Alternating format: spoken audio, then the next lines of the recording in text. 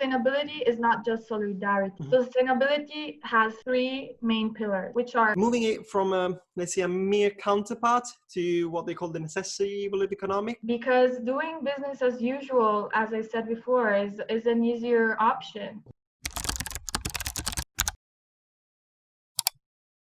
Hi everyone, here is Simone and Andrea again, and we are here with Salazar, right? Yeah. Is it right? Jenny Salazar, right? Correct. Salazar. How's it going? Great. How are you? Going great, guys. Thank you for having me. Thank you for coming. It's a pleasure for us. Yeah, no, it's always a pleasure to have young guests in this kind of like chat interviews. Right. So I think what we usually do is like a recap of your story, of your past experiences in a sense, at least for what we could find. So you were born in Colombia, then moved to the US, then moved back to Colombia, then moved to Italy. It's hard to keep track. Moved to Italy in Naples and then in Milan, if I'm right. And then you spent a year in Shanghai as well. Exactly. You started working on sustainability projects while you were still in university. And in particular, with your dissertation, your undergraduate and your master's one, you created a new measure, the Social Impact Index. Then you worked with the administration of the city of Rome. I'm currently working with them. Yeah. Okay. And then you, in the end, eventually, you also created your own startup, SecoPOT. Is that right? Exactly. That is correct. SecoPOT that deals with reducing, kind of compensating the carbon footprints of events and businesses. Exactly. Well, that's a part, but yeah, maybe later on I can explain a bit more about it. We have some questions about it. So I would like to start with your university path. Okay, so you started to focus on the green finance since you begin with your university path. So I would like to ask you, how important was for you having some clear goals as soon as you started university? So it's not that I had a clear knitted idea of what I wanted to do the first day I got into university. The thing was like, okay, I'm gonna do something with economics, with management, and because I feel that my attitudes are good for that environment, more than engineering, being a doctor, whatever. Then while I was in the university, you usually do like general exams to have like a view of what managing a business means. So you do accounting, you do marketing, you do human resources, and so on and so forth. But it was just until the last year that I was like, I want to do something good with this. Like, I don't want to just win some money, like earn some money and become rich, which is like the ideal for many peers. Like I just want to make money, but I was like, that wouldn't be satisfying for me.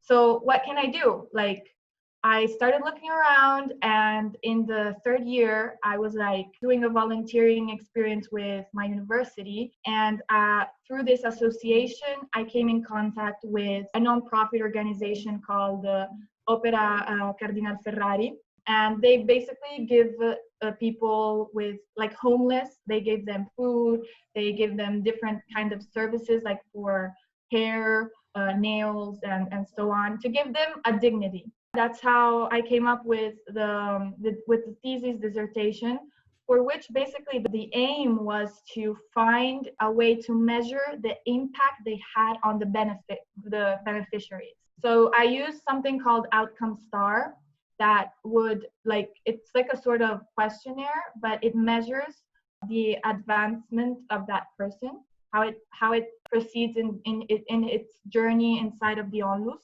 and putting some accountability on their activity could help them sell better and gain more donations from bigger players that are not just individuals like us, but also banks or funds. The difference between a non-structural NGO and a structured one is basically the fact that you can tell your story better. So this is how I go back to what I started with. Like I'm good at selling stories, because that's what I did when I was in high school with these fair jobs I did. So I took what I was good at, which is selling, but I put some method in it, thanks to 3 years of Bocconi and of studying. And then, yeah, that's how I merged them together. That was my first tangible experience with a merge between sustainability and my knowledge, the knowledge I gained from university. It's basically the best of both worlds combined into something that you like. We're going to talk about that as well later on. Yeah, that's what I brilliant. found interesting is that the university itself doesn't give answers on its own. You know what I mean? You need to go outside and find new opportunities outside of the university.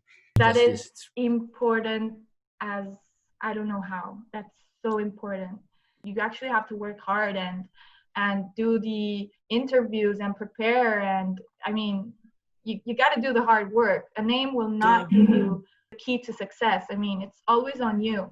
And when I speak with my friends, they took what they could from the university and they leveraged on that, also looking from the outside world. So you always need to like keep your eyes open and look what's around, go to events, have fun, because if you're closed in your room always studying and you want 30, 31 at each exam, you're missing what's out there. You won't be able to speak with a person that has experience because you don't have any. So, and they don't teach you there at university. You need to have some practical experience as well. On top of course, you need to know what you're doing, but you also need to get on the job, get outside. And the and university won't push you there. You have to have that. You have to push yourself, basically. Well, moving on, kind of connected to what you were talking about, like the journey that led you to what you're doing now. At least from what we could find, kind of the heart of the social impact index, there's something like a necessity, a will to overturn the role of solidarity, in particular economic solidarity, moving it from, let's say, a mere counterpart to what they call the necessity of the economy, and making it an actual tool for making economy a common good. So my question would be kind of like twofold. On one side, was it really this one of the drivers behind the social impact index? And after that, if that's so, has this concept stuck in a sense with you in your later projects? First thing is that sustainability is not just solidarity. Mm-hmm. Sustainability has 3 main pillars, which are the social one, the economic one, and the environmental one. So solidarity is just a bit of the social one that has to do with the community. Solidarity in terms of how companies can give back to the community in which they are in that moment. But that's just one thing, okay? Second thing is what I found out with this index is that sustainability in these terms I just told you is not just being compliant with a regulation, because we know that in the European Commission, in Italian law and single countries laws, there is growing restriction on emissions, on like laws linked with the environmental footprint of a company, right? And also with the rights to like human beings, like social rights, which is the result of many scandals. Like, I don't know if you heard of the Rana Plaza scandal, which was this building in Bangladesh, which basically fell down, and the people working, the workers, many women working for big fast fashion companies, they had said to their managers, like, the building is going to collapse because it's full of crops of things, so it's really dangerous. But the managers were like, no, you have to work, we're not stopping this. And then like the whole building collapsed. There was a lot of people dying there. And this is just an example of one of the many scandals. We have a lot of scandals in the Pacific Ocean, of like all of these linked to the environment and the social sphere. Okay, so what I found out is that it's not just about, you know, being compliant with regulations, but it's actually having a competitive advantage. These entrepreneurs that use sustainability with this kind of mindset, looking at sustainability as an asset and not as a liability, looking at sustainability as an opportunity and not as a weighted cost. Those are succeeding a lot, like compared to their competitors. I'll give you an example of one of the companies I visited. This company is from Emilia Romagna. It's called Teddy. And I don't know if you know the brands Terranova and other Italian brands that are all part of I think I've heard it. Yeah. So basically, Teddy has a policy of 1 to 5. What does that mean? Means that every 5 employees, there is 1 employee that has a sort of handicap. Okay. So it has created such an environment inside of the company of cohesion and camaraderism inside of the whole organization, that from something that you would say it's like just so just mere solidarity, it has actually become an added value for them, because it created a whole story around their brand, and they can sell that very well, and it benefits their organization, making them an excellent. And this is just an example. I can also make examples of the environmental sphere or the governance sphere, because it's very important that in the board of directors, there's people saying, okay, we want our company to shift a little bit the culture and be more aware of our employees and of our impact inside of the territory. Like a big example for a shift in governance is, for example, Abercrombie. It was a company that used to have an only focus on the aesthetics of a person, just being cool, being good looking, and now their whole dialogue has changed a lot, because I mean, I'm not saying that the crisis was because of that, but it's not that in line with the way people, it doesn't resonate with people anymore. Like it doesn't speak to youngsters, which are more concerned about, like millennials and Z, are more concerned about like the planet, the harm we do to people and planet. It had to change, and it changed from above, and now you have a completely new image of Abercrombie. Yeah, I remember the classic thing in the Abercrombie shops where you have like the long queues to take pictures. Exactly. Yeah, definitely. Moving on, I would like to talk a little bit about your entrepreneurship career. So about SecoPOT, okay, which, as Andrea said earlier, deals with reducing the carbon footprint that is creating during events, as well as also it enchants the concept of green office, right? So could you give us some practical example of this idea? So basically, we were working on a corporate dinner event, which was like the launch flagship company in Italy. So the opening was organized with our standards. What we did basically, like engaging with the local community and measuring what were the impact generated during the event. For example, engaging the community was possible with the gifts. Like you know that in every corporate event you have souvenirs. So we wanted to give an alternative to that, and we used plants. So we gave these small cactus plants that were bought from a local, like not in the heart of Milan, but a bit outside, but still like in the territory. And we made these tags with a poetry that would explain how to take care of the plant. We found a good compromise between sustainability and fun with this restaurant in the heart of Milan. It is a restaurant near La Scala, so the location is super iconic. And what we really liked about this place was the design. So Tom Dixon is this designer. He uses recycled materials. So if you see the pictures of this place, it's really like it's really nice to see and to be in that environment. But at the same time, it has a story behind it because it's like blending art with sustainability. So that was a big message we wanted to deliver.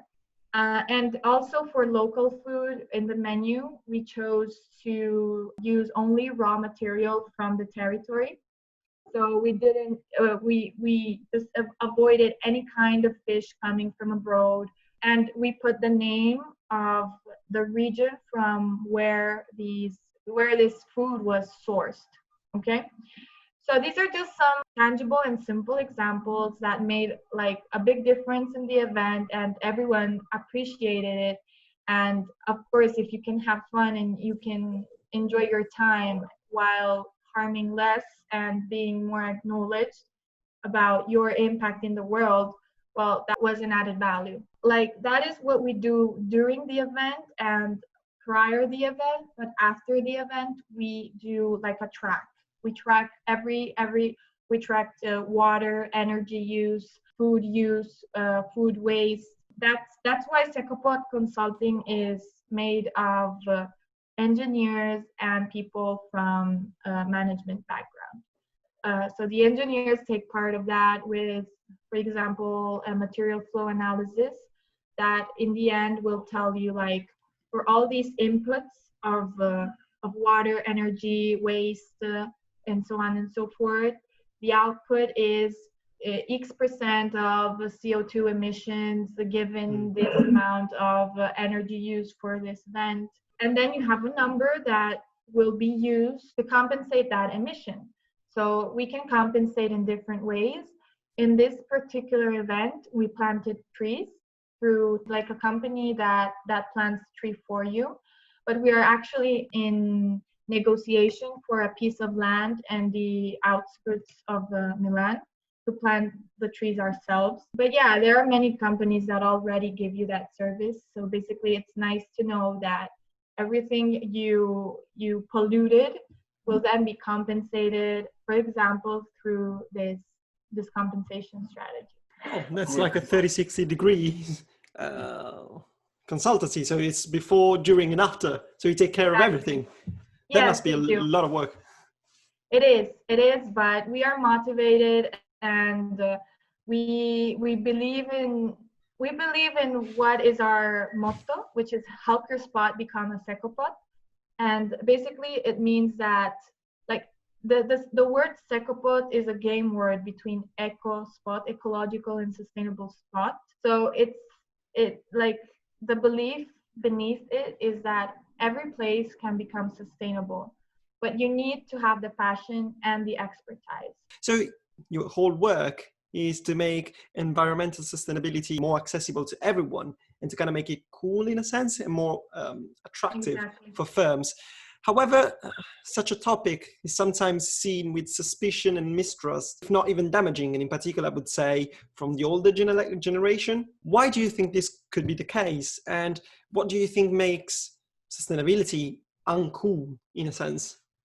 Asking people to make an effort and think about things, it's always easier not to make an effort in committing into something in general terms. I actually think that elder generation, especially the ones who lived war, are very acknowledged about this, like excessive consumption. I think that like elder generation don't have that, but instead I wouldn't make a distinction among generations, but on mindset. I would make a difference on the mindset. So the winning mindset for sustainability is the one that wants to commit in creating a better world, basically. And that doesn't have an age. You can see many examples in the world right now. Why is it seen as a cost? because doing business as usual, as I said before, is an easier option. For example, why does Trump want? Why does he say that climate change doesn't exist? That there is no climate crisis? What is his convenience in saying that? That he can exploit mining, he can exploit oil and gas, because that makes money and that's an easier option. That's more straightforward. That's how countries have had grown since the Industrial Revolution. So just let's keep doing things like that. It's easier. But that's not that's what makes it hard for some people to embrace sustainability. But we want to change that narrative. We want to say, hey, sustainability is something that can be cool. You can do an event, you can have fun, you can go to a festival. And how better would it be, for example, in a festival? Would you prefer to stay in line for 3 hours waiting to get inside of the parking lot just because every person has one car and you have just two people in the car? That's also a problem with the cities. That's something that governments are trying to solve when they want to create the smart city, like avoiding useless traffic with cars that have one person. And I think that this pandemic with COVID-19 has really moved something in there, like within governments, within big corporations, because scientists have shown that with the pandemic, we're listening more scientists in general, and that helps to listen the scientists that are saying that we are fucking the world up. We need to do something. So I think your answer is more focused on the business point of view. But as a consumer, me as well as Andrea, and we are not in the green field, in the sustainable field, I'm curious to know your answer to this question. Why should I buy something green? And how you think something green is can be cooler than something that is not sustainable? Because I think from the perspective of the young generation, maybe sometimes what is sustainable, it's not so cool as things that are sustainable. I think in terms of clothes. So you just see, yeah, there is the trend of sustainable clothes, but I mean, it's just a trend. Most of the people still prefer buying normal clothes from normal shops. To give you an answer, this is something we have discussed a lot in SecoPOT, because we had the same question basically. Why should you go to Zara and avoid other brands, also vintage stores that are they're cool, but people just don't know them. They just go to the first option, which is the cheapest one. Okay, I'm going to anticipate something that we haven't published yet, but I hope that when this video will come out, it will be already published. So basically what we are thinking with our engagement with individuals like you, which don't know anything about sustainability, haven't ever really cared. Let's say, I'm not saying that you are like that, but in general. Yeah. We thought of the spotters. The spotters are individuals that want to know, for example, hey, I bought this cream and they say that it's 100% natural and it is like environmental friendly, but maybe you just want to know if it's 100% natural, right? So you can ask us like your doubts on the product. For example, not only these beauty products, but also like brands like of clothes. Like, I would really like to have this clothes from organic cotton. I'm tired of going to Zara and buying this. Do you have any alternatives? So we want to open conversation with the spotters. So from one spotters, we receive what is the question, like which alternative do I have for this type of product? I want to see what you can tell me, and then I'll evaluate if eventually I want to go for it. And from the other side, the spotter can also spot the sustainable spot. So tell us like, oh, I know that I heard of that brand.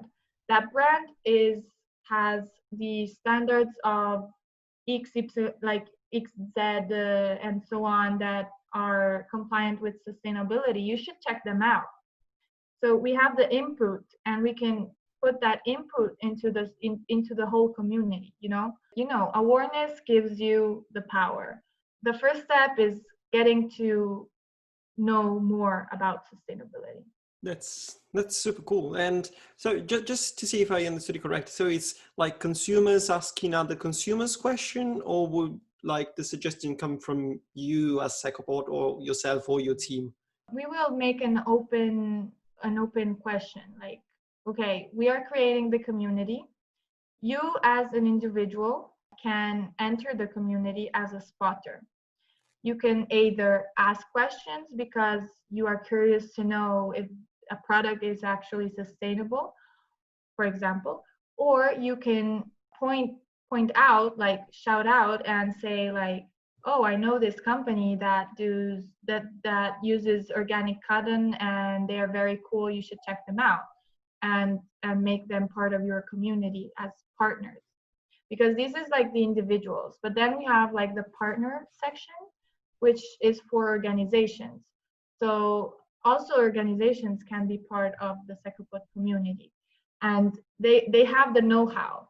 So if I have from a spotter the question of, as you said, which alternative do I have to normal clothes, like in the sustainable world, then I go to my partners, which are already in the community and take care of fashion, and I'll ask them like, guys, I need to give them like a good answer for an alternative, because I want to create that shift.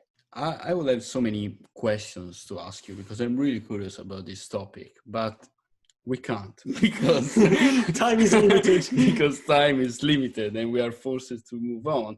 Our last question is about your current job. Okay, so do what you love and you will never work a day. And I think you can relate, your personal experience can relate to these sentences. So I'm curious to know about what would you say to someone who is in the opposite situation? The other day, I was looking at the TV and I got very inspired by this producer. She's a woman, and she basically told the perspective of the filmmaker perspective. And she said, like, imagine yourself taking a shot, making a footage of a beautiful landscape.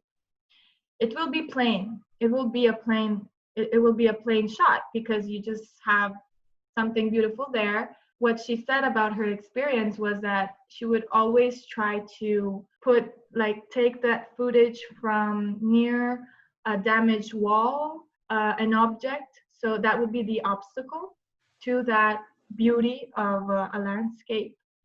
And actually the obstacle would help her highlight the beauty that was behind. The concept is that you need to use obstacles in your advantage. I think that many people are maybe forced in their path from all the external inputs you receive may influence you in a path that you don't really want to take, right? Because maybe your passions are in another direction. But for instance, you need to choose university, and because your parents want you to study, but you love music, okay? What can you do? You can just you can take that direction, like go and study, do something that can help you in the future for your passion of music, okay? You can do economics, you can do sound engineering, something that can then in the end lead you to that passion. So use the obstacle in your favor. Don't surrender to the obstacles life puts in your path. And when you have a lot of passions, you may not even know which is the path, right? Because you're like, oh, I'm good at this, I'm good also at that, and you're like stuck in the middle because you don't know where to go, right? And that's that's why I would suggest these people to stay with your eyes open and experiment. Always ask yourself how you feel doing that. Not just do it because you have to. You need to question yourself. Ask you, like, do I like what I'm doing, and does it help me get where I want to be? And find role models, like a mentor. That is really fundamental in the job I have in this moment.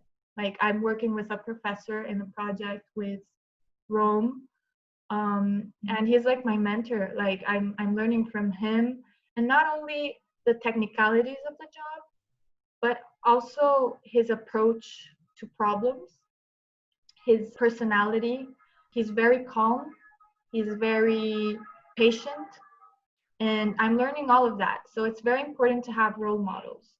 So that's the end of the interview, of the chat. Thank you very much for all of your inputs. It was, as Simona said, we could have asked you a lot more questions if only there was more time. So this is Andrea, Simone, and Jenny. There should be one last question. Oh, I true. was relying on you. Oh, no. I could never. Please, do the honor. You do the honor. No, I've already done the last time. Okay, so our last question would be whether you would like to join our community. And of course, if you like this project and you like what we're doing, to the point of probably sounding like a YouTuber, if you'd like to join the community, that would be really great for us. I would love to join your community. I love the project. I love what you're doing. So I really do support you guys. And yeah, Thank you I'm very here much. for whatever you need. Thank you very much. Thank you. I think this is going to be really helpful for the community itself. Yeah, absolutely. Having such great people in it for discuss, to communicate. Maybe. Yeah, because it's not just about us. It's the feeling of community. So the more people we are, the better. So thank you. We really appreciate that. Okay. Great. So, I'm happy. I'm happy that you reached me, like that you reached out to me. So again, thank you very much. Okay, guys. I'll see you again next time, or in the community. Okay, guys. Thanks a lot, and best luck. Best wishes. To you too. Thank you very much. Thank you. See ya. Bye.